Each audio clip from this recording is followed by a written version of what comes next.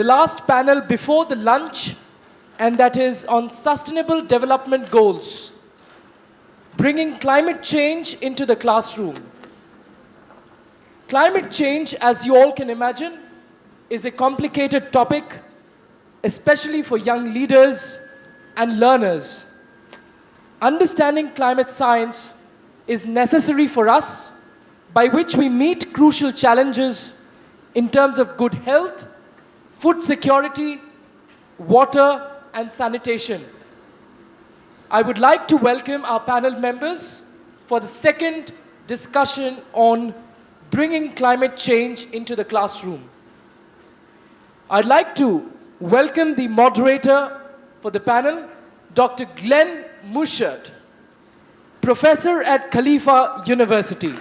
Dr. Glenn is a research advisor to the Abu Dhabi Department of Community Development. Dr. Muschert earned a PhD in sociology from the University of Colorado in the US. He has more than 25 years of experience in higher education. He's a certified UAE Ministry of Education as an reviewer for the Council on Academic Accreditation. Thank you, Glenn, for joining us. I'd also like to welcome Dr. Drew Mallory. Dr. Drew Bennett Mallory, professor at Sasson School of Management. Dr. Mallory has completed his PhD from Purdue University in the US. His specialties include social and organizational research, project management and design, data management and analysis. He's also an active member of SIOP, United Nations Committee, a Geneva representative, and Society for Industrial and Organizational Psychology. Thank you, Drew, for joining us. I'd like to welcome Ms. Tanyabajaj, the Director of Client Relations, GRE at ETS India, the official partner for the Executive Council Forum today as well. Ms. Tanya has over 12 years of experience in the higher education domain. She has primarily worked in supporting large organizations entering high growth markets. Prior to joining ETS, she has worked with organizations like LSAC, ACT Inc., and Tanya is also an active alumnus of ICFI Business School in Hyderabad. Thank you, Tanya, for joining us.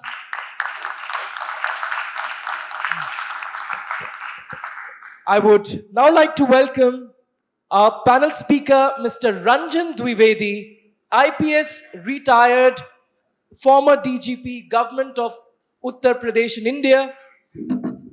Mr. Dwivedi is a member of the National Advisory Committee of the National Disaster Management Authority and an invited member of the governing body of Institute of Medical Sciences, Banaras Hindu University. He is also a special rapporteur, North Zone, National Human Rights Commission in New Delhi. He has also worked with WHO in Geneva in the Department of Resource Mobilization and has raised funds from international institutions and other accredited institutions worldwide. Please give a big round of applause to the panel speakers. I'd request Dr. Glenn to take over this conversation and lead this discussion. We've already been introduced, so thank you so much to my panelists for appearing today. I wanted to start off with a question for everyone. So the question is, what is one word that comes to your mind when you think about sustainable development goals? One word. Dr. Drew. I would say encompassing.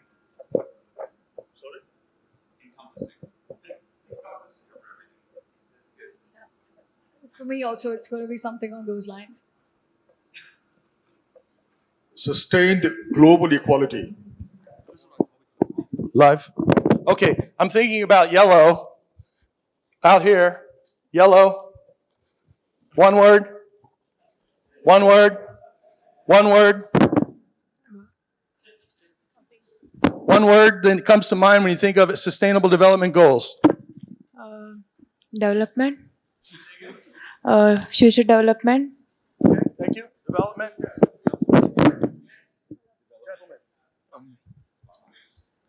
Gentlemen. Good environment. Environment. Okay. We have someone here. Yes. Existence. Existence in the future. Sorry, I couldn't keep it in one word. It's hard to keep it in one word. Social development. Social development. Okay, thank you so much. And Planet. planet. Poverty elevation. One again. Poverty elevation. Poverty elevation. Thank you so much. So these are the words that encapsulate what we're working on here. I wanted to ask, we have a combination of public sector, private sector, academic sector panelists today. And I wanted to ask you, if you would, please tell us about your challenges of your industry. Briefly, what are the challenges of your industry in terms of helping to drive sustainable development goals? Dr. Drew? So I'm going to take a different angle. I'm not going to focus on students, but instead I'll talk about the staff that we have working at our institution. We did an inclusion survey recently of our staff at SASIN, and we asked them how they were feeling regarding their connection to the university. And while the faculty, we know what we're doing. We're told all the time, we work in this area, we research, the staff had no idea. So their KPIs are related to the SDGs. They saw these words repeatedly. They said, what are the SDGs? We don't understand what they are. And then when there was a moment to actually rate themselves on what they'd done, they said, we don't even have time. We've never been given the opportunity. So something that we're trying to do is make sure, of course, that people know what the SDGs actually are, but make sure that we actually have tailored KPIs for every part of the school that allow people to work within their own domains of expertise and function on various different SDGs. So. Sure. For us at ETS India, we are firstly the makers of the TOEFL and the GRE exams. So in terms of sustainable development goals and to look at the work that we're doing to fit in, we're looking at developing certain non-cognitive skills assessments, something called PSQ, Personal Skills and Development, quite in line with what Smita Tharoor was talking about in terms of how do you develop these skills, which will be 21st century skills and will help students to kind of fit in with the new challenges that will come across, for them on the lines of self-resilience, adaptation, self-awareness, social awareness, and developing something on those lines for sustainable development, given the challenges that we will have, in terms of climate change and things like that. Thank you very much. And I'm glad you put this as the first question, because I thought this was an extremely important issue, partly responded to before this by Professor Sergey from Russia. And this refers to SDG number 10, which is reducing inequality locally and as also globally. Now, inequality, mostly people think it refers to income. Of course it does. But what are the causes of this difference in income, which leads to inequality, is inequality of access to many things. And particularly, and if I talk of the Indian context, and partly also the global context, the inequality of access to a language of achievement is a huge issue here. Now, people have come from abroad. I mean, some of you may be aware that probably 10-15% of Indians are conversant with English, whereas the entire space for achievement and contribution has been monopolized almost by the English speakers. And this, in the university context, therefore, there's a huge issue of importance that whenever we approach our curriculum over here, it's important to instill in the children and the students that there's a huge challenge regarding language and all Indian languages. Mind you, all Indian languages are a market size which is large enough to be addressed independently. Bengali, Punjabi, Tamil, Telugu, these are all Indian languages, and population sizes very large, and perhaps maybe after 10 or 15 countries, the state, these languages would be in size, in population size. So whenever any work is being done, whenever any research is being done, let's keep in mind that we have a multilingual perspective. Whatever research we produce, whatever literature we produce, dictums we produce, let's have them in languages of all the various states. If we do that, then our reach, our contribution, and the value generation would be much higher than if we restrict ourselves to English. Thank you so much, sir. And we may converse in Malayalam in the UAE, actually, I think effectively. Yeah, I'm told that in Mount Sinai Hospital in New York, the language is after 8 o'clock is Malayalam, because all the nurses are from Kerala. Thank you so much. Now, when we're talking about the SDGs, one way that we might look at it is the effort on the part of humanity to decide upon a common agenda, a common language to discuss what is important to humanity and the problems and the goals for reaching how we may reduce or solve many of these problems. However, each of us is in a small kind of space in relationship to the entire world. We're often hesitant to speak outside of our area of expertise. And I have with me a education sector, private sector, and public sector. However, these kind of conversations are somewhat rare, unfortunately. So my question to the panelists is, how can we engage outside of our areas of expertise, our circles, if you will, in order to build partnerships for achieving SDGs, which, by the way, 17 is all about partnerships? Dr. Drew? Sure. So I began my research a long time ago on corporate social responsibility, which is no longer perhaps the buzzword that it was, for good reasons probably. But what we know from that early research is that when people looked at organizations who engaged in pro-social activities, they developed emotional connections with those organizations. And they anticipated that they themselves, if they were working for that organization or engaged with it, would be treated well also because they were treating others well. And I think this same phenomenon applies when we're looking at other types of policies and practices. So when we see organizations, academics, individuals engaging with other third parties, whether it's the environment or a particular community, we make certain assumptions about them. I think we need to flip that as well. So when we're working on SDG-related topics in our classrooms, instead of just talking about the environment or responsibilities abstractly that we have to different stakeholder groups, we really need to make that personal and identify who those stakeholders are, what they look like, and what the issues are that are important to them. So an example of this that we do at SASIN is every time that I do a project, for example, I'm working with people with disabilities and transgender leaders right now, is it's all filmed. So with the consent of the stakeholders, we get everything filmed and on very high quality cameras. And the reason that we do this is because we can use that content in the classroom later to illustrate what we learned during the active research process. And this helps people to really connect in interesting and emotional ways to the topics that we're discussing that they wouldn't if we were to just talk about an SDG at a high level. Thank you.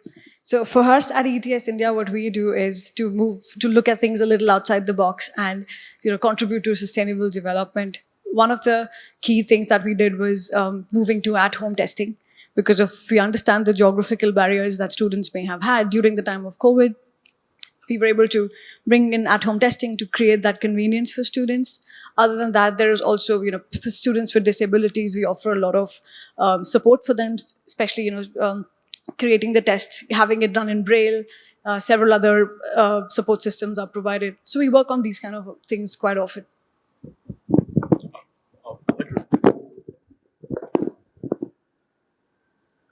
I think the challenge really is to make everybody have a look at various policy options and what is being legislated through some kind of a climate lens.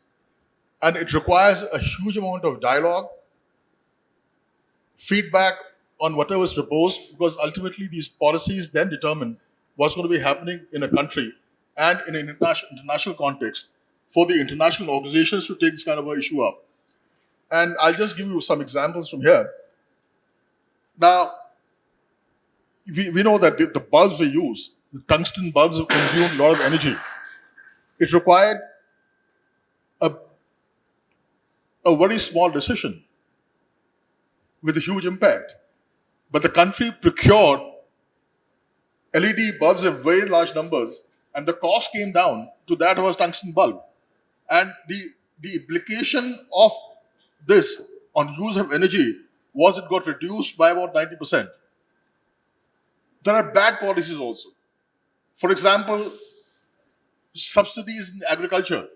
You find that a crop is being grown which is not suited to the particular zone, agricultural zone. You're having rice where it should not be consuming a lot of water. It should not be consumed there. So there is a huge need to discuss this, and the students need to be made aware that you have to look at things from a policy angle. Only if you do that, then you'll be coming at good conclusions, and which requires a huge amount of dialogue. Today, fortunately, information technology makes it easy. It's easy for Elon Musk, even sitting there, to ask the various shareholders and members of Twitter whether he should be the CEO or not. Apparently, they voted that he should not be. That's a different issue. But he could do it. So the tools are available. The technology is there. Today, in the country, in India, for example, and probably this will be true for most of the world, except perhaps a few regions in Africa, that almost everybody has access to a smartphone. It's so pervasive. Communication technology is so pervasive.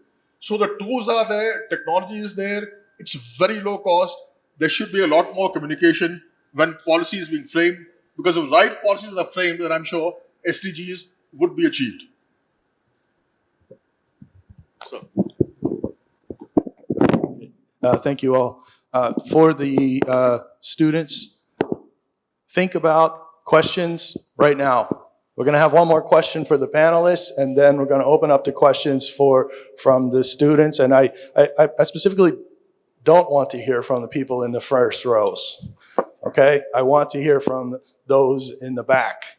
So the question I have is, for the panelists, how can we, in our various industries or areas of expertise, engage youth to move forward with sustainable development? Ms. Tanya, let me start with you. Sure. So, given the fact that SDG is such a priority at this time, what you can do is create some more awareness around the sustainable development goals. There is enough and more opportunity in India, knowing the fact that we are bulging with the youth population at about 600 million under the age of 25. There is enough opportunity in terms of jobs, enough and green, going green and being more responsible in terms of the climate changes. These are some areas which will create focus, create jobs, and universities should be able to inculcate the same in their curriculums to ensure that students are more responsible and thinking more future-driven in their curriculums and going forward. I think that's an extremely important question. And the way forward would be to identify business opportunities in this whole game of sustainable development goals and climate change. Now, if you can identify opportunities, as was written by this old professor, at the lower end of the pyramid, where you have volumes and there's a lot of gains to be achieved from there. If that lens is used, perhaps a lot can be achieved. Again, in terms of pollution control, there's huge amount that can be done and will lead to good sustainable environment. Unfortunately, what happens is that many a times some good initiatives come along, but they get lost. And so knowledge management is necessary as to what all is there, what is available, what's being done as a pilot level, which can be scaled up to the global level. I'll give you a small example. About 20, 30 years ago, the government had launched a project on solar cookers. So individual solar cookers were this big. They used to cost at that one time about 300 rupees, say about $40 or so. and the cooking was delicious, zero cost. Unfortunately, over the years, now that's got lost. And now, the other day, I went around looking for a solo cooker, but I couldn't find one in the market. So, if we have a good knowledge base of what are the good technologies available, what can be scaled up, what is environment friendly, evolve good models, and I'm sure Woxsen University is one of the prime centers which can do that. Opportunities in SDGs, I'm sure it will lead to a happier society, a wealthier society, and with long sustainable achievements. Sure. So I'll give another example from Sasin on something that we try. So when our students start out in the program, they engage in what's called an action learning lab. And this is an opportunity to get directly involved on a real world problem, working with an alumni organization on an issue that that organization is actually trying to solve. So one of those that was dealt with this last year looked at the complicated river system in Bangkok, which uses boats of various kinds of I suppose, sustainability. And the question was, how could that particular company possibly move away from the very polluting gas-powered boats that have all sorts of problems associated with them into more sustainable high-tech boats, given the costs and the difficulties of boarding and disembarking and things like this. So what the students get to do is they really get to understand what are the issues at stake in terms of the SDG context, but then what are the practical realities on the ground that have to be considered if a sustainable solution is going to be achieved. And what's nice is that in the end, they do present these ideas back to the alumni, and the alumni, kind of in American Idol style, tell them exactly how they did and why those ideas would or would not work. So whether or not that idea is implemented, and some of them are, they get the chance to see what it looks like from start to finish. Thank you so much. And this is, as Dr. Raul was saying, the idea of these competitions and bringing your ideas forward for the feedback, Shark Tank kind of Dragon's Den, I think it's called in UK. Thank you so much. Speaking of Dr. Raul, I understand you have a question. Yeah, I do. Am I audible? Now, my question is coming a bit out of the diplomatic approach, which you are all taking, which is great, this is a panel. Now, the SDGs are way too many.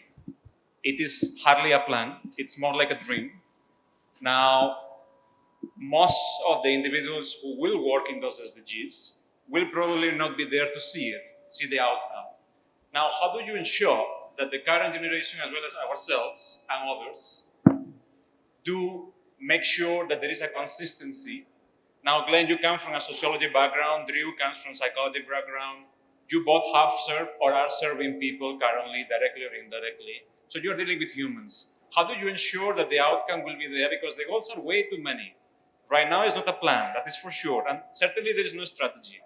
It's just shooting blinds in the darkness. How do you solve that? And especially, how do you train students to solve that? I put you in a tight spot, I know that, but please go ahead. Well, I completely agree with you that it's a huge laundry list, and for a student to be able to see it in his or her own lifetime, would be asking for too much and too ambitious. However, if many of these SDGs are such that they are quantifiable, and these quantifiable changes and trends can be seen over time. For example, number of people below the poverty line. Now, 5 years down the line, you can see what's happening, and you can see a trend of what's happening. Hunger, for example, nutrition levels at different. So, although I agree, and things like climate change, of course, maybe our grandchildren might be able to see something, and if you believe a Hindu system of living that you get reborn, you might see it on your rebirth. But of course, climate change implications, what's been done good, what's not been done good, what's bad, of course, that would not be available for us to see. And even there, the research, of course, the research itself is very diversified. And many times, contradictory, you're not very sure exactly what is being said, who's behind it, what interest is behind it.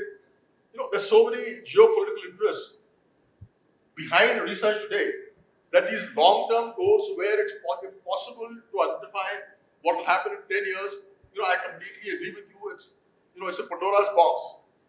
But if we concentrate on things which affect people directly, which is there, like poverty, hunger, education, wellness. Many of these are quantifiable and measurable. I mean, there are smart indicators to see where you're going. And perhaps if we concentrate there, the gains will be a lot more than other areas which are subject to a lot of political tickling. Like, for example, even today, the issue of coal, it's so political. You don't know what the research is saying. So selectivity in that laundry list would probably be productive and be a better motivator.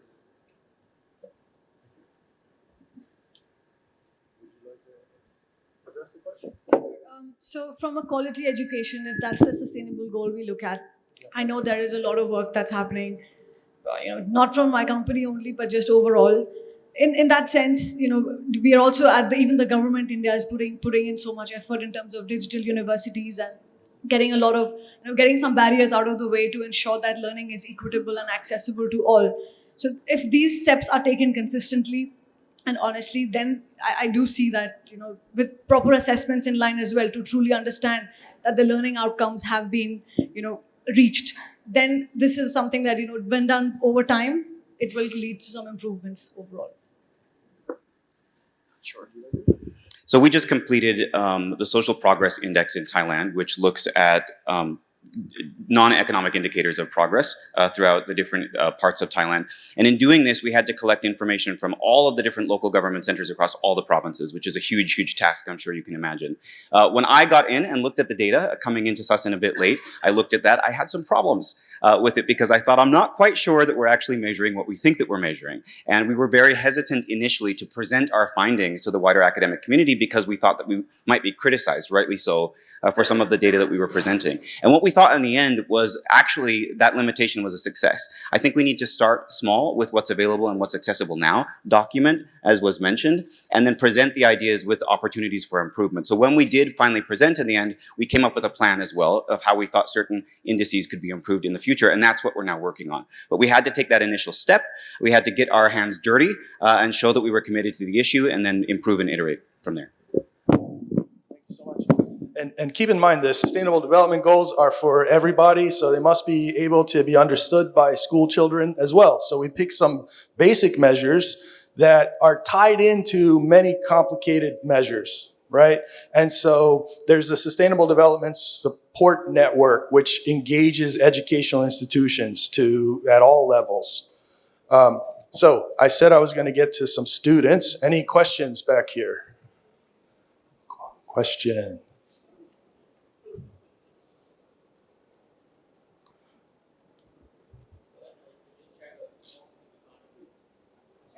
I'll be right back.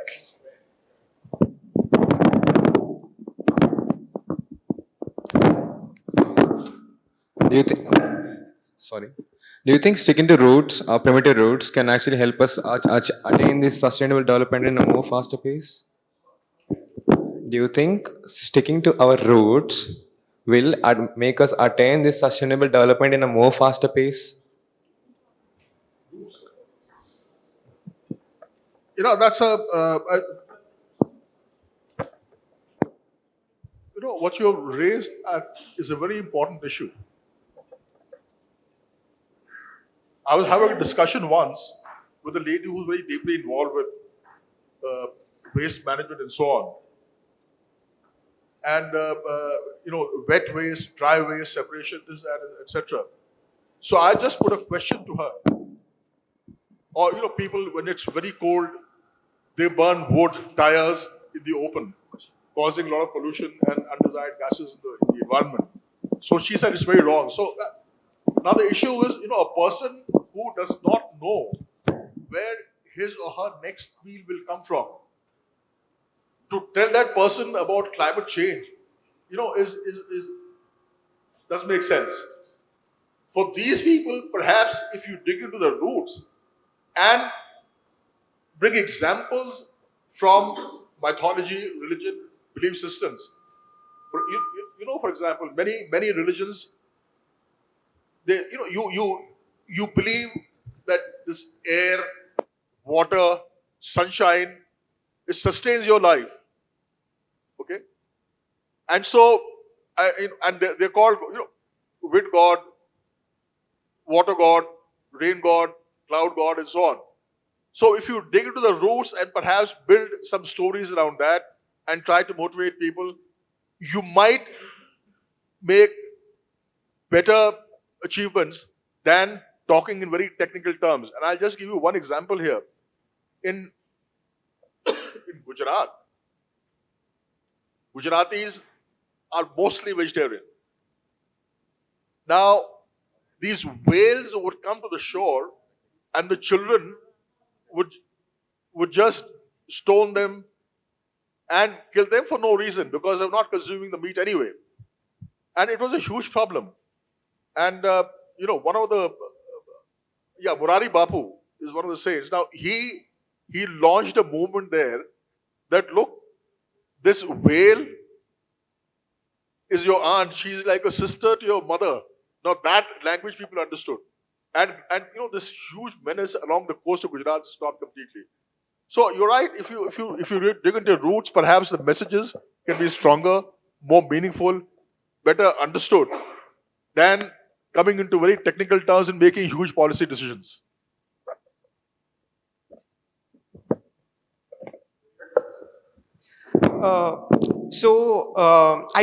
I personally think there's a conflict of interests in the curriculum that students are being taught. So we have been taught about SDGs since we were in grade 4 or 5. This is all good, but when it comes to business management, when we look at any subjects that we are being taught, businesses need profits in order to survive. And profits are like food for business. If you don't have food to eat, then how are you going to survive? So I think that business leaders, maybe big companies like Coca-Cola, because they have gotten into a stage where they can burn out on their profits in order to implement sustainability. But when it comes to small businesses and developing businesses, we are talking about the food and livelihood. So I think this is one of the main barriers. Focus on profits that is preventing businesses to implement SDGs. They want to implement, but profits is what is holding them behind from implementing sustainability goals.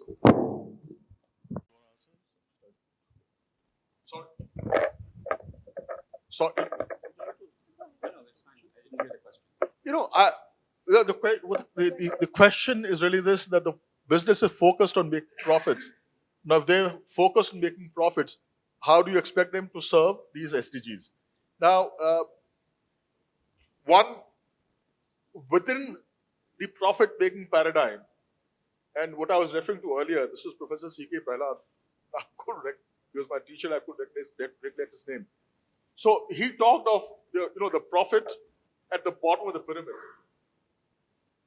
People ignore that. And the Dibbawalas is a huge example that's given there. So there is, by sheer volume, there's a lot of money in people who are extremely poor. You create products for them. Their volume will ensure that you get profits, that's one. But that's the one aspect of it within the profit-making paradigm. The other is that you would have, in India at least, that the government has mandated that 2% of a company's profits, they have to be spent on corporate social responsibility. Yeah, by law, yeah. I mean, you have to do it. Now, 2% of a company's profit is a huge amount. You'd be amazed. The public sector companies alone, they make 64,000 crores. 2% of that is a huge amount. So a lot of these SDG related work can be done from that 2%. The problem is to channelize it properly and ensure there's some good governance in spending that money. So it's not, you're not entirely wrong, but there are ways of making the two meet. I'd just like to add one point here. Given the fact that we're standing in 2022, 23, and understanding, the challenges that will pose in front of you young business leaders, I think there is higher chance of, young students to look at, working towards building something for the planet than only looking at profit. I think your bottom line would be a triple bottom line where you're looking at people, planets, and profit together. that would be the goal going forward. And business schools, should be working towards, this kind of a narrative for students.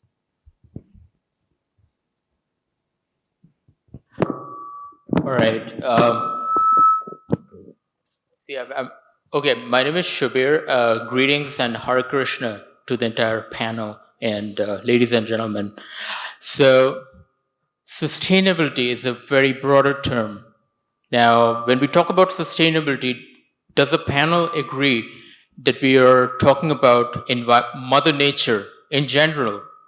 We're talking about Mother Nature in general. That involves spiritual upliftment, social responsibility, and professional responsibility as well. See, it's a combination of professionalism, spiritualism, and your actions for the Mother Nature. If you're not taking care of your mother, you won't get taken care as well. It's karma. It's karmic cycle. See, I'm saying this because I'm a diplomat in a climate change organization linked to the United Nations back in New York. So I'll cut short. We need to go for lunch. Thanks, Glenn. So I like that you were able to describe the SDGs and the purpose of them in a way which makes sense to you. And I think that's what has to be done, is that people need to be able to understand, as was mentioned before, these concepts through their own roots, through their own cultures, through their own backgrounds. And when we speak to different stakeholders, that's how we have to speak to them, right? We don't do top-down presentations of our interpretation, but we instead understand what they care about, what they want, and we ask them to focus on those things. Well, we are at the end of our time